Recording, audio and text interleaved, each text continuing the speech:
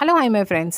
போன எபிசோடில் ராணி இனியாங்க அரண்மனையை விட்டு வெளியே அனுப்பணும்னு சொல்லிட்டு ஹீரோயின் பெரிய ஒரு சதி திட்டம் தீட்டியிருப்பாங்க. சாப்பாடில் விஷத்தை கலந்துருப்பாங்க. அதே சாப்பாட்டை அவங்களும் சாப்பிட்ருப்பாங்க. பழியெல்லாம் ராணி இனியாங்க மேலே போகணும்னு ட்ரை பண்ணியிருப்பாங்க.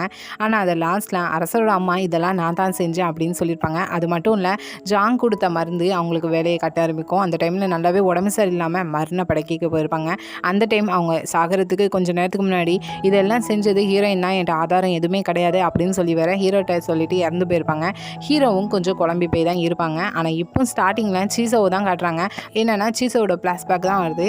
ஹீரோயின் ஃபஸ்ட்டே கோட்லேடியா அரண்மனைக்குள்ளே போக போகிறான்னு தெரிஞ்சதுமே ஃபஸ்ட்டு இங்கே சீசோ அப்போவுமே ஜாங்கை வந்து மீட் பண்ணியிருக்கான். கையில் காசை வச்சுட்டு, இந்த காசெல்லாம் வச்சுக்கோங்க, ஹீரோயினை என்கிட்ட திரும்ப அனுப்புங்க, உங்களோட தேவையில்லாத குறிக்கோளுக்காக ஹீரோயினை வச்சு நீங்கள் விளாண்டுட்டு இருக்கீங்க அப்படின்னு சொல்லி சண்டை போடுறதுக்கு அங்கே ஜாங்குமே பதிலுக்கு பேசியிருக்காரு. நீ என்ன நினச்சிட்டு இருக்க, நான் இதெல்லாம் செய்யின்னு சொல்லி ஹீரோயினை அனுப்புனா அவள் செஞ்சுருவாளா என்ன? அவள் இஷ்டம் இல்லாமல் எதுவுமே நடக்காது. அது மட்டும் இல்லை, இப்போ உனக்கு ஹீரோயின் வேணும்னா இந்த ஜோசன்லேயே பெரிய பணக்காரனாக இருக்கணும், அப்படி இல்லைனா அரசருக்கு சமமாக உனக்கு ஒரு பதவி இருக்கணும் அப்படின்னு சொல்லிட்டு இங்கே சீசோவே அடிச்சிருக்காங்க.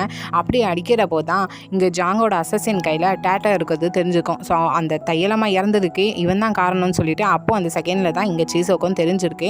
ஸோ அதனால தான் ஜாங்கையும் பழிறாங்கிறாங்க. அது மட்டும் இல்லை, அரசரை சந்திக்கணும்னு சொன்னது கூட ஹீரோயினை காங்பெயினில் இருந்து கூட்டிகிட்டு வரணும்னு சொல்லிட்டு தான் அப்படியே இதை கட் பண்ணி இன்னொரு பக்கம் அரண்மனையை தான் காட்டுறாங்க. என்னென்னா ஹீரோயினை இப்போ ஹீரோ பார்க்க போகிறது கிடையாது நினைக்கிறேன். ஹீரோயின் கொஞ்சம் சோகமாக போயிட்டு இருக்கிறத தூரத்தில் நின்று ஹீரோவும் பார்த்துட்டு இருக்காங்க. ஆனால் கூட இலவச டாங்கும் போய் பேசுகிறாங்க. என்னாச்சு இப்படிலாம் நீங்கள் ஹீரோயினை பார்க்க போகிறது கிடையாதுன்னு சொல்லிட்டு நான் கேள்விப்பட்டேன் அப்படின்னு சொல்கிறதுக்கு ஹீரோவும் சொல்கிறாங்க, எனக்குன்னு இருந்தேன் எங்கள் அப்பாவும் இறந்துட்டாங்க, எங்கள் அம்மாவும் இறந்துட்டாங்க. ஆனால் அவங்க இறக்குறப்போ அந்த மரணம் படுக்கையில் என்கிட்ட சொல்லிட்டு போனது இப்போ வரைக்கும் எனக்கு பயத்தை தான் தந்துட்டு இருக்கு. இது தான் முதல் தடவை ஒரு உண்மையை கண்டுபிடிக்கிறதுக்காக நான் பயந்துட்டு இருக்கேன். ஒரு வேளைக்கு அவங்க சொன்னது தான் உண்மையாக இருந்துச்சுன்னா நான் ஒரு அரசனாக இருந்து என்ன முடிவெடுப்பேங்கிறது எனக்கே தெரியல. அதனால் அந்த உண்மையை மூடி மறைக்கணும் தான் நான் ட்ரை பண்ணிட்டு இருக்கேன் அப்படின்னு சொல்லிட்டு இருக்காங்க. இலவச டாங்கு நல்லாவே புரியுது ஹீரோயினை தான் சொல்லிட்டு இருக்காங்கன்னு சொல்லிட்டு அப்படியே இதை கட் பண்ணி கொஞ்ச நேரத்தில் ஹீரோயின் நடந்து போயிட்டு இருக்கிறப்போ ஆப்போசிட்டில் ஹீரோ கிராஸ் ஆகி நடந்து போயிட்டு இருக்காங்க. ஹீரோயினும் ஹீரோ பார்ப்பாங்கன்னு நினச்சி எதிர்பார்த்து பார்த்துட்டு இருந்தா. ஹீரோவும் லைட்டாக திரும்பி பார்க்காங்க ஹீரோயினை. ஆனால் பார்த்தும் பார்க்காத மாதிரி நடந்து போகிறாங்க. ஹீரோயினுக்கு நல்லாவே புரியுது ஹீரோ நம்மளை அவாய்ட் பண்ணுறாங்கிறது. இப்போ ஹீரோ அங்கேருந்து ஸ்ட்ரெயிட்டாக இங்கே சீசோவை தான் மீட் பண்ணுறாங்க. ஏன்னா லாஸ்ட் டைம் சரியாக பேசியிருக்க மாட்டாங்க, இப்போவும் பழையசை தான் பேசிகிட்டு இருக்காங்க. உனக்கு ஃபேக் காயின்ஸை பற்றி தெரிஞ்சிருக்கு, அது மட்டும் இல்லை மார்க்கெட்டில் அது வந்துச்சுன்னா பெரிய குழப்பம் வரும் வேற நீ தெரிஞ்சு வச்சுருக்க. இதுலேயும் முக்கியமாக நீங்கள் வியாபாரம் செய்ய போகிறேன், அதுக்காக எல்லாமே நீ ஆரம்பிச்சிட்டியா அப்படின்னு சொல்லிட்டு இங்கே ஹீரோ கேட்க பதிலுக்கு சீஸ் என்னன்னா, நான் ஃபஸ்ட்டு என் வியாபாரத்தில் நான் பெருசாக நினச்சதே இந்த நாட்டையே தன் கைக்குள்ளே வச்சுட்டு இருக்கிற இந்த அரசரை பார்க்கணுங்கிறது தான். அதுவும் நடந்துட்டு ரெண்டாவதாக நான் நினச்சிட்டு இருக்கிறது வணிக செய்கிற வியாபாரிகள் எல்லாத்தையுமே இந்த அரசியல்வாதிங்க கையில் வச்சுட்டு இருக்காங்க. ஆனால் எனக்கு அப்படி இருக்கிறதுக்கு இஷ்டம் கிடையாது அப்படின்னு சொல்லவும் இங்கே ஹீரோவுக்கும் புரியுது. அதனால் கேட்காங்க, இப்போ என்ன சொல்ல வரேன், மேற்கத்திய கட்சிக்கு எதிராக திரும்பி என் கூட கை கோக்க போகிறேன் அதானே? இது மட்டும் அமைச்சர் மின்னுக்கு தெரிஞ்சால் ரொம்ப கஷ்டப்படுவார் அப்படின்னு சொல்கிறதுக்கு இப்போ சீஸாக என்னென்னா, ஆமாம் எனக்கு யார்ட்டையாவது இருந்து ஏதாவது வேணும்னா எனக்கு தேவையான இடத்துக்கு நான் மாறிடுவேன் அப்படின்னு சொல்கிறாங்க. அப்போ நீ சொல்கிறத பார்த்தா என்கிட்ட இருந்து உனக்கு ஏதாவது வேணும் போலையே, என்ன வேணும் அப்படின்னு சொல்லி கேட்குறதுக்கு இப்போ சீஸை சொல்கிறான், அரண்மனையில் எனக்கான ஒரு இடம் வேணும், அதாவது நான் வாழ்கிறது கிடையாது, நானும் அரண்மனையை சேர்ந்தவங்கிறத காட்டுறதுக்காண்டி அப்படின்னு சொல்கிறாங்க. இங்கே ஹீரோவும் நீ கேட்குறது அவ்வளோ பெரிய கஷ்டம் கிடையாது, கண்டிப்பாக உன் ஆசைப்படியே நீ செஞ்சுக்கோ, நான் கூடிய சீக்கிரத்தில் உனக்கு செய்தி அனுப்புகிறேன் அப்படின்னு சொல்லி பேசிகிட்டு இருக்கிறதோட இதை கட் பண்ணி இப்போது ராணி இனி அங்கே தான் காட்டுறாங்க. என்னென்னா நைட்டு தூங்கிட்டு இருக்கிறப்போ கனவுல ஹீரோவோட அம்மா தான் வராங்க. என்னென்னா ஹீரோயினை பற்றி தான் அங்கேயும் போய் திட்டிகிட்டு இருக்காங்க. எப்படின்னா அரசர் கடந்த காலத்தில் ஒரு விலங்கை கொண்டிருக்காங்க, அந்த விலங்கோட மறுபிறவி தான் இங்கே ஹீரோயினாக வந்திருக்கிறது, அவளோட பழியை திக்கிறதுக்காண்டி தான் வந்திருக்கா, கண்டிப்பாக அரசருக்கு அவள் தீங்கு விளைப்பா அப்படின்னு சொல்லிடுறத இங்கே கனவுல இருக்கிற ராணி இனியாங்க கேட்டு எந்திக்காங்க. எந்திரிச்சுமே கொஞ்சம் பயப்படுறாங்க. அப்படியே மறுநாள் ஆனதும் அங்கே ஹீரோவோட அம்மா கூட இருந்த ஒரு கோட் லேடியை தான் கூப்பிட்டு பேசிட்டு இருக்காங்க. நீங்கள் அரசரோட அம்மா இறந்ததுக்கப்புறம் தனியாக இருக்கீங்கன்னு கேள்விப்பட்டேன், இன்னும் அப்படிலாம் வேண்டாம், நீங்களும் என் கூட இருக்கலாம் அப்படின்னு சொல்லி பேசியிருக்கிறப்போ கொஞ்சம் டல்லாக இருக்கா. இதை பார்க்குற அந்த கோட் லேடியும், என்னாச்சு உங்களுக்கு, ஏன் ராணி உங்கள் ஃபேஸ்லாம் கொஞ்சம் டல்லாக இருக்குது அப்படின்னு சொல்லி கேட்குறப்போ இந்த இடத்துல நடந்த கனவை அப்படியே இந்த கோட் லேடின்னு சொல்கிறா. பதிலுக்கு கோட் லேடியும் இதை அப்படியே போய் நீங்கள் அரசர்கிட்ட சொல்லுங்கள், இங்கே அந்த ஹீரோயின் கண்டிப்பாக அரசருக்கு தீங்கு விளைவுக்கு தான் வந்திருக்கா, இது கனவுலேயே வந்து அரசரோட அம்மா சொல்லியிருக்காங்க, இது உண்மையாக தான் இருக்கும், நீங்கள் போய் சொல்லுங்கள் அப்படின்னு சொன்னதுனால இதை நம்பி ராணி இனியாங்கும் இப்போ இங்கே ஹீரோட்ட தான் போய் பேசுகிறா. கனவுல நடந்தது எல்லாத்தையும் சொல்கிறா. போதாதுக்கு ஹீரோயினால் எந்த நன்மையும் நடக்க போகிறது கிடையாது, கண்டிப்பாக அவளால் உங்களுக்கு அரச வாரிசை தரவே முடியாது, அதனால் நீங்கள் அரண்மனையிலிருந்து அவளை வெளியே அனுப்புனா உங்களுக்கு தான் நல்லது அப்படின்னு அப்படின்னு சொல்லவும் ஹீரோவுக்கு கொஞ்சம் கோவம் வர ஆரம்பிச்சிட்டு, ராணி நீங்கள் இப்போ கண்ட கனவு எல்லாமே நம்ம அன்றாட வாழ்க்கையில் என்ன நினைக்கிறோமோ அதுதான் கனவு வரும், அது மட்டும் கிடையாது. இதெல்லாம் என்னோட அம்மா உயிரோடு இருக்கும்போதும் ஹீரோயினை பற்றி இப்படி தான் சொல்லிட்டு இருக்காங்க. இப்போ என்னென்னா நீங்கள் சொல்லிட்டு இருக்கீங்க, இதுக்கெல்லாம் என்ன அர்த்தம்? உண்மையாகவே நீங்கள் ஹீரோயினை பார்த்து பொறாமப்படுறீங்களா என்ன அப்படின்னு சொல்கிறதுக்கு இங்கே ராணி இன்னியாங்கும், நீங்கள் என்னை தப்பாலாம் எடுத்துக்கிட வேண்டாம், என் கனவுல வந்தது தான் நான் உங்களுக்கு சொல்லிட்டு இருக்கேன். அது மட்டும் கிடையாது, இறந்து போன அவங்க அம்மா இப்பவும் உங்களை நினச்சி கவலைப்படுறாங்க, அதனால தான் என் கனவுல வந்து இதெல்லாம் சொல்லியிருக்காங்கன்னு சொல்லிட்டு ராணி இன்னியாங்க சொல்ல, ஹீரோவும் இங்கே இறந்து போன என்னோட அம்மாவுக்கும் உனக்கும் எந்த ஒரு டிஃப்ரெண்ட்டும் எனக்கு தெரியல. நீ ஃபஸ்ட் இங்கே ஹீரோயினை என்ன நினச்சிட்டு இருக்க? அவள் என்னால் இங்கே ஃபஸ்ட் ரேங்கில் இருக்கிற அரச குடும்பத்தோட காங் பெயின், அவளை பற்றி எப்படி ஒன்றால இப்படிலாம் பேச முடிஞ்சிச்சு, இங்கேருந்து போய் இதுக்கு மேலே உன்ட்ட பேச இஷ்டம் இல்லைன்னு சொல்லிட்டு ராணி இன்னி அங்கேயே திட்டி விட்டுருந்தாங்க.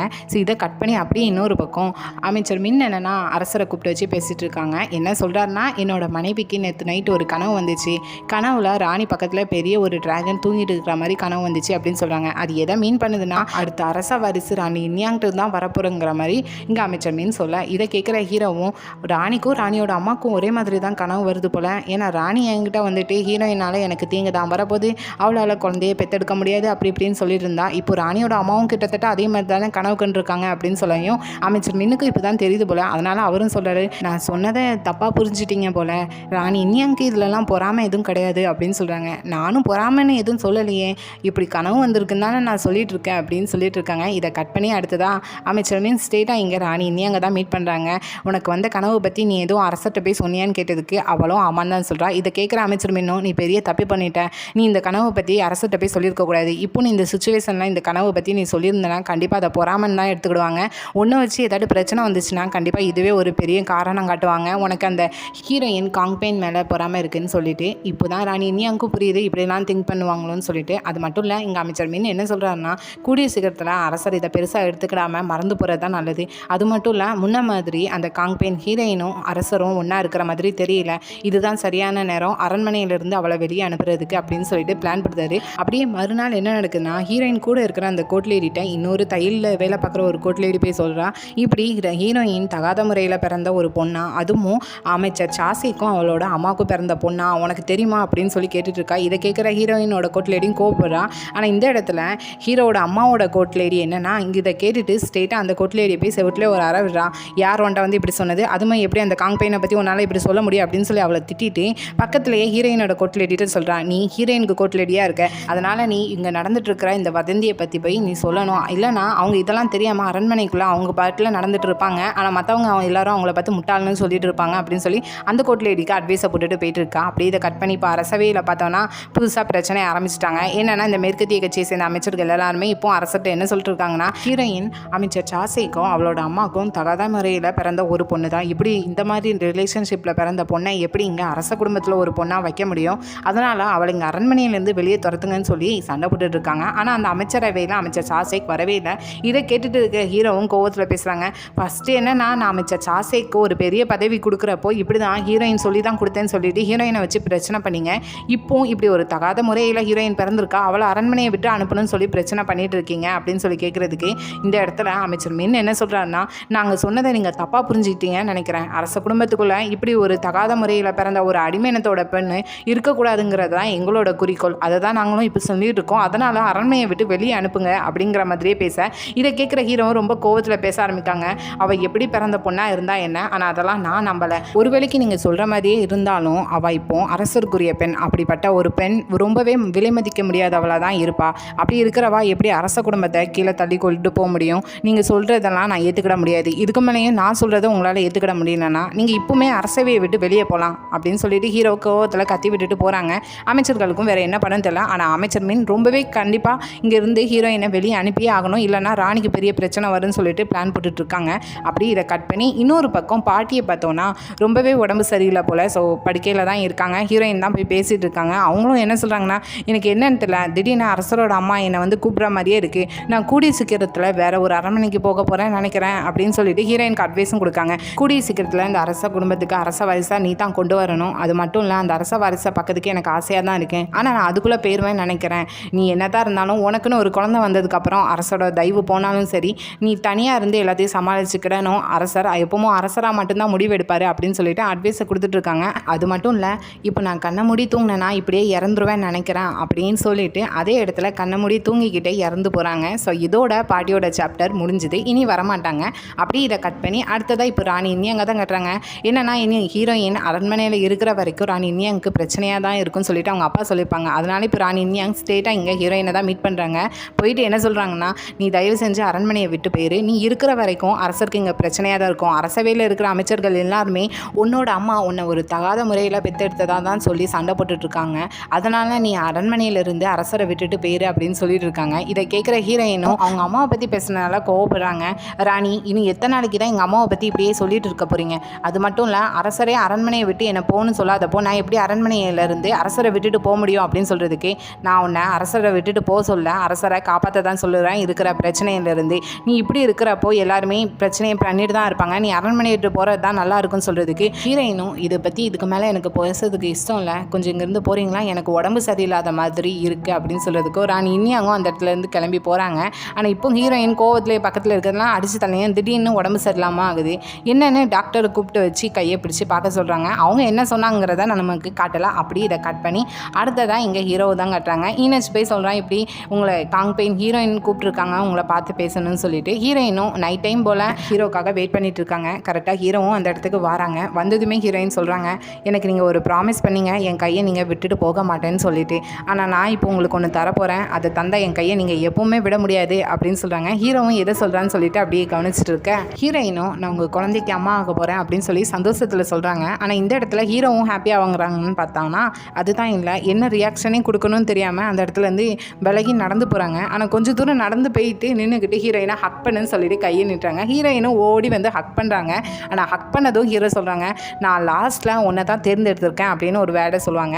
ஆக்சுவலாக ஹீரோ இந்த வேர்டை எதுக்கு சொல்கிறாங்கன்னா, ஏன்னா ஸ்டார்டிங்கில் ஹீரோவோட அம்மா இறந்து போகிறப்போ ஹீரோயின் தான் எல்லாத்துக்கு காரணம், ஆதாரம் இல்லைன்னு சொல்லியிருப்பாங்க. ஸோ அதுலேயே ஹீரோ ஓரளவுக்கு எல்லாத்தையும் கெஸ் பண்ணியிருப்பாங்க, ஹீரோயின் தான் எல்லாமே செஞ்சுருக்கான்னு சொல்லிட்டு. ஆனால் என்ன பண்ணணும், ஒரு அரசனாக இருந்து அதுக்கு தண்டனை கொடுக்கணுமா என்ன பண்ணணும்னு சொல்லி தான் குழம்பி போய் இருந்திருப்பாங்க. அதனால தான் ஹீரோயின்லாம் மீட் பண்ணாமல் இருந்திருப்பாங்க. ஆனால் இப்போ ப்ரெக்னென்ட் ஆகலான்னு தெரிஞ்சதுமே லாஸ்ட்டில் ஹீரோயினை தான் சூஸ் பண்ணியிருக்காங்க அப்படிங்கிறத சொல்லிட்டு இருக்காங்க. ஹீரோயின்கான இதெல்லாம் கவனிக்கல ஹீரோயின், நீங்கள் இப்படி விலகி நடந்து போனதும் நான் ரொம்பவே பயந்துட்டேன், உங்களுக்கு இதில் இஷ்டம் இல்லையோ நான் நினச்சிட்டேன்னு சொல்கிறதுக்கு இப்போ ஹீரோவும் அப்படிலாம் கிடையாது, நான் ரொம்பவே ஹாப்பியாக இருக்கேன், அது மட்டும் கிடையாது, இப்போ இந்த செய்தியை கண்டிப்பாக நம்ம மற்றவங்களுக்கும் தெரியப்படுத்தணும் அப்படின்னு சொல்லிட்டு இருக்காங்க. அப்படியே மறுநாள் விடியுது. என்னென்னா அரண்மனையில் கோர்ட் லேடிலாம் ஒன்றா நடந்து போயிட்டுருக்காங்க, இன்னொரு பக்கம் அரசர் தனியாக நடந்து போயிட்டுருக்காங்க. ஆனால் கோர்ட் லேடி நடந்து போயிருக்கிறதுல ஒரு கோர்ட் லேடி மட்டும் ஹீரோவை வச்சக்கன் வைக்காமல் பார்த்துட்டே இருக்கா. இந்த ட்ராமாவோட ஸ்டார்டிங்கில் இந்த பொண்ணை காமிச்சிருப்பாங்க. இனி இவளை வச்சும் கதை வரும். இவளோட பேர் கோர்ட் லேடி சாய். ஸோ இதை அப்படியே கட் பண்ணி இன்னொரு பக்கம் இங்கே ஹீரோயினை தான் காட்டுறாங்க. ஃபஸ்ட்டு அவங்க அம்மாவை தான் கூப்பிட்டு விட்ருக்காங்க அரண்மனைக்கு. அவங்க அம்மா வந்ததுமே தான் ப்ரெக்னென்ட் ஆன விஷயத்த சொல்லி சந்தோஷப்படுறாங்க. அப்படியே இதை கட் பண்ணி அடுத்ததாக ராணி இன்னி அங்கே தான் மீட் பண்ணுறாங்க. என்னென்னா, நீங்கள் என்ன அரண்மனையை விட்டு போக சொன்னீங்க, அதுக்கு முன்னாடி அரண்மனையில் இருக்கிற அமைச்சர்களெல்லாம் ஒன்றா கூப்பிடுங்க, நான் அவங்கள்ட்ட ஒன்று சொல்ல வேண்டியது இருக்குது. அதை சொன்னதுக்கப்புறமும் அவங்க என்ன அரண்மனையை விட்டு போக சொன்னால் நான் கண்டிப்பாக போகிறேன் அப்படின்னு சொல்கிறாங்க. அவங்க சொன்ன மாதிரியே அரசவையில் அமைச்சர்கள் எல்லாரும் இருக்காங்க. ஹீரோயின் தான் அதில் போய் ஃபஸ்ட்டு பேசுகிறாங்க. இங்கே இருக்கிறவங்களுக்கு நான் முதல்ல 2 விஷயம் சொல்ல வேண்டியது இருக்குது. ஃபஸ்ட்டு ஒன்று, இந்த அரண்மனையில் என்னை பற்றி ஒரு வதந்தி போயிட்டு இருக்குது. அமைச்சர் சாசேக் என்னோட அப்பா கிடையாது, என்னோட அப்பா ஜாங் தான் அப்படின்னு சொல்லிட்டு அவங்க சித்தப்பாவை சொல்கிறாங்க. அது மட்டும் கிடையாது, என்னோட அம்மா அமைச்சர் சாசேக் வீட்டில் ஒரு சாதாரண அடிமையாக இருந்து வேலை பார்த்தவங்க தான் அப்படின்னு சொல்கிறாங்க. ஆனால் இதை கேட்குறேன் அமைச்சர் மின் என்னென்னா, அது எப்படி, இதெல்லாம் எப்படி நம்புற மாதிரியாக இருக்குது, நெருப்பிலாமையா புகையும் அப்படின்னு சொல்கிறாங்க. ஆனால் ஹீரோயின் ரெண்டாவது ஒன்று சொல்ல வேண்டியது இருக்குது. இங்கே ராணிக்கு அரசரோட அம்மா கனவுல வந்துட்டு நான் அரசருக்கு தீங்கு தான் விளைவிக்க போகிறேன், அது மட்டும் கிடையாது, என்னால் ப்ரெக்னென்ட்டே ஆக முடியாதுன்னு போய் சொல்லியிருக்காங்க. ஆனால் அது அப்படி கிடையாது, அது சுத்தமான போய், நான் இப்போ ப்ரெக்னெண்ட்டாக தான் இருக்கேன், அரசரோட குழந்தை என்னோட வயிற்றில் தான் இருக்குது அப்படின்னு சொல்கிறாங்க. அங்கே இருக்கிற அமைச்சர் எல்லாருக்குமே ஷாக்காக இருக்குது. இருந்தாலும் அமைச்சர் மேன் அதை நம்பாத மாதிரியே கேட்காங்க. இதை பற்றி நாங்கள் ஒன்றும் கேள்வியை படலையே, மருத்துவர்கள் யாருமே எங்கிட்ட சொல்லலையேன்னு சொல்கிறப்போ ஹீரோயின் அந்த இடத்துக்கு மருத்துவரையும் வர வச்சு உண்மையை சொல்கிறாங்க. அவரும் ஆமாம், காங் பெயின் ஓக்ஜங் ப்ரெக்னெண்ட்டாக தான் இருக்காங்கன்னு சொல்கிறாங்க. ஸோ எல்லாருக்கும் ஷாக்கு. ஹீரோயினும் இப்போ சொல்லுங்கள், இப்போ நான் அரண்மனையை விட்டு போகணுமா என்ன, இப்போ புரியுதா ராணி இன்னியாங் சொன்னது எல்லாமே போய் தான் சொல்லி அப்படின்னு சொல்கிறதோட இதை அப்படியே கட் பண்ணி இன்னொரு பக்கம் ராணி இன்னியாங்க தான் காட்டுறாங்க. கோர்ட் லேடி மூலமாக ஹீரோயின் ப்ரெக்னெண்ட்டாக இருக்குதுன்னு தெரிய வருது. ஸோ அவங்களுக்கு இப்போ கோவம் வருது, நான் அவளை அரண்மனையை விட்டு போக சொன்னால் இதெல்லாம் என்கிட்ட மறைச்சிட்டு அமைச்சர்கள் கூட போய் இதெல்லாம் சொல்லியிருக்கா, அப்படின்னு சொல்லிட்டு ஸ்ட்ரெயிட்டாக இங்கே ஹீரோயினை பார்க்க தான் வராங்க. ஹீரோயினை பார்த்ததுமே கேட்காங்க, உன்னை நான் அரண்மனையை விட்டு போக சொன்னால் நீ என்னென்னா அமைச்சர்கள் முன்னாடி போய் நான் ப்ரெக்னெண்ட்டாக இருக்கேன்னு போய் சொல்லிட்டு இருக்கேன். நீ அப்படி ப்ரெக்னெண்ட்டாக இருந்தால் ஃபஸ்ட்டு என்கிட்ட தான் சொல்லியிருக்கணும் அப்படின்னு சொல்கிறதுக்கு ஹீரோயினும், நான் எனக்கு எதுனாலும் ஏன் நான் உங்கள்கிட்ட வந்து சொல்ல வேண்டியதாக இருக்கும், எனக்கு எதுனாலும் உங்களுக்கு எந்த பிரச்சனையும் கிடையாது, அப்போ எதுக்கு சொல்லணும், ஒரு வேளைக்கு எல்லாரும் சொல்கிற மாதிரி என் மேலே உங்களுக்கு பொறாமை எதுவும் இருக்கா என்ன, ஏன்னா நானும் கேள்விப்பட்டேன் உங்களால் கருத்து அணிக்கவே முடியாதுங்கிறது அப்படின்னு சொல்லவும் இந்த இடத்துல ராணி இன்யாங் என்னென்னா ஹீரோயினை செவுட்லேயே 2 அறை வருதான். ராணியோட ஹெல்த் கண்டிஷன் ரொம்பவே ரகசியமானது, ஆனால் நீ இங்கே எல்லாரும் முன்னாடி வச்சு சொல்லிட்டு இருக்கேன்னு அப்படின்னு சொல்லி திட்டிட்டு போய் ரெஸ்ட் எடு, நீ ப்ரெக்னெண்ட்டாக இருக்குன்னு சொல்லிட்டு உன்னோட மூளை கட்டுப்பாடு இல்லாமல் இருந்துகிட்ருக்குன்னு நினைக்கிறேன், ஃப்யூச்சர்லேயும் இதே மாதிரி இருக்காமல் அப்படின்னு சொல்லிட்டு ஹீரோயினை திட்டி விட்டுட்டு போகிறாங்க. பதிலுக்கு ஹீரோயினால் எதுவுமே செய்ய முடியல, ஏன்னா அடிச்சது ராணியாச்சு. ஸோ அப்படியே கோவத்தில் இருக்கையும் இதை அப்படியே கட் பண்ணி இன்னொரு பக்கம் சீசவை தான் கட்டுறாங்க. ஹீரோ சொன்ன மாதிரியே சீசவை அரண்மனைக்குள்ளே கூட்டிகிட்டு வந்திருக்கான். அது மாதிரி இப்போ ஹீரோ வந்து வில்லை வச்சு டெஸ்ட் பண்ணி தான் பார்த்துட்டு இருக்காங்க, ப்ராக்டிஸ் பண்ணிட்டு இருக்காங்க.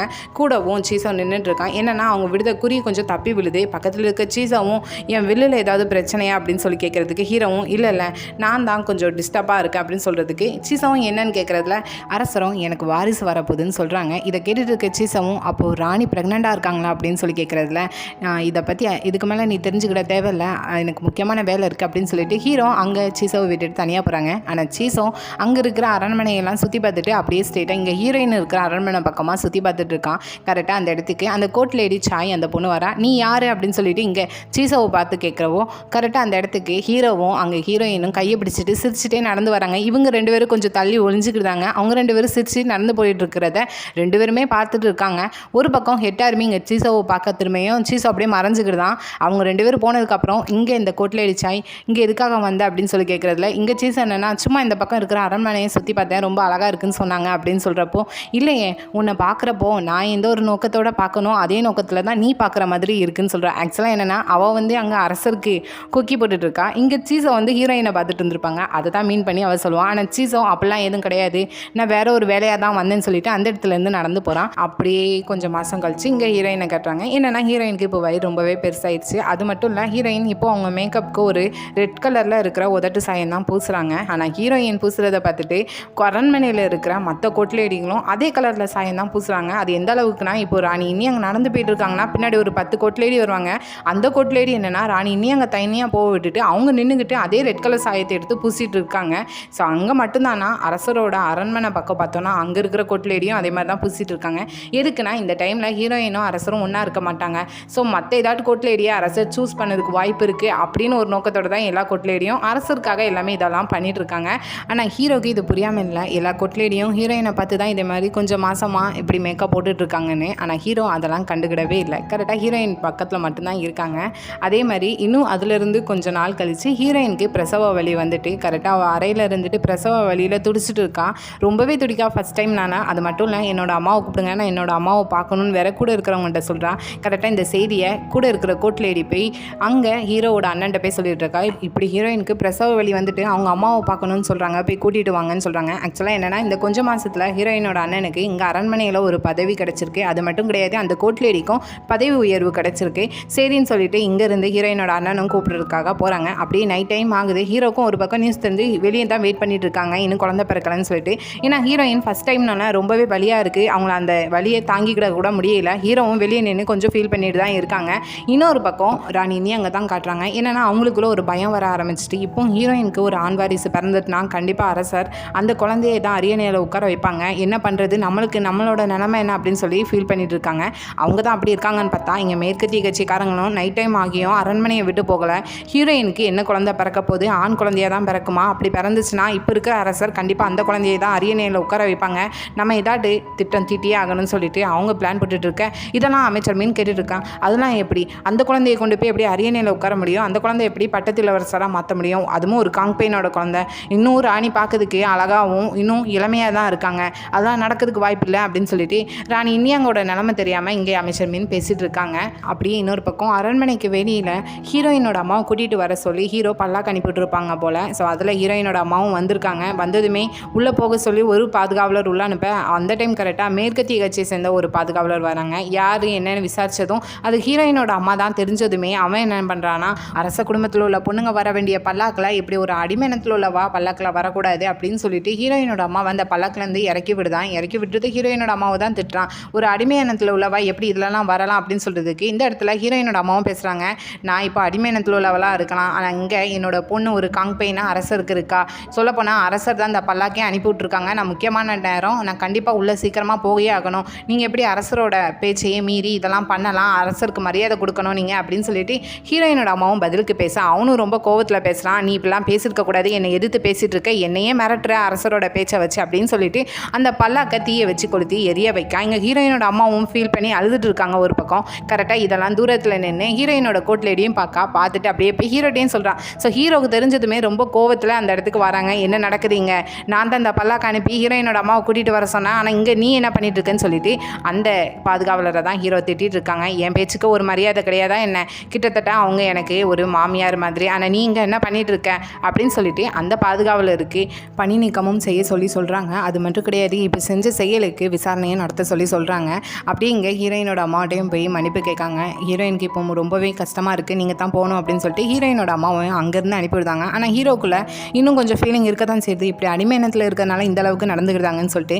இன்னொரு பக்கம் ஹீரோயினோட அம்மாவும் ஹீரோயினை போய் பார்த்தானா ஹீரோயின் இன்னுமே குழந்தை பெற்று எடுக்கலை, ரொம்பவே பிரசவ வழியில் கஷ்டப்பட்டுட்டு இருக்காங்க. ஹீரோயின் அம்மா கொஞ்சம் பக்கத்தில் போய் ஆறுதலாக பேசிகிட்டு இருக்கையும் கரெக்டாக அந்த இடத்துல குழந்தையும் பிறக்குது. ஸோ வெளியே வெயிட் பண்ணிட்டு இருக்க ஹீரோட்டையும் இருக்கிற கோட்லேடி போய் சொல்கிறாங்க. ஹீரோவும் ரொம்ப ஆவலோட உள்ளே வந்து பார்த்தோன்னா ஹீரோயின் பக்கத்துலேயே க்யூட்டாக குட்டியாக குழந்தை தூங்கிட்டு இருக்கும். ஸோ ஹீரோ அதை பார்த்துட்டு இருக்கிறப்போ இப்போ ஹீரோயின் சொல்லுவாங்க, வாழ்த்துக்கள் அரசே, உங்களுக்கு இளவரசர் பிறந்திருக்காங்க அப்படின்னு சொல்கிறாங்க.